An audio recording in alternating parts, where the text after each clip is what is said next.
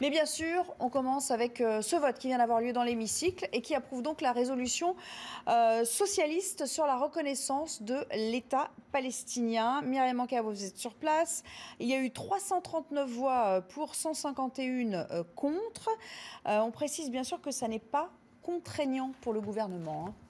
Oui, il faut bien préciser les choses. C'est le Parlement français, ou en tous les cas l'Assemblée nationale française, qui reconnaît l'État de Palestine et en aucun cas la France. Cette proposition de résolution est symbolique avant tout. Elle n'est pas contraignante vis-à-vis de l'exécutif. Et vous avez entendu la droite qui n'a cessé de marteler que Constitution oblige, la diplomatie, la politique extérieure et donc cette question de la Palestine relève de l'exécutif seul. Reste que c'est un symbole important qui aura des conséquences dans l'opinion, dans le monde, dans le pays également. 151 voix contre sur un ensemble de votants de 506, c'est peu.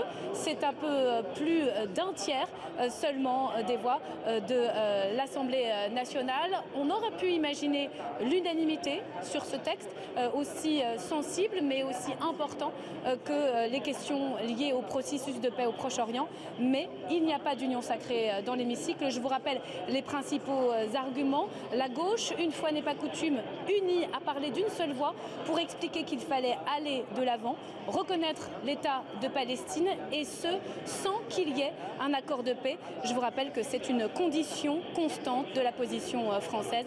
La droite, elle, a estimé que ça n'était pas le moment, que c'était risqué et surtout que ça ne relevait pas de sa compétence.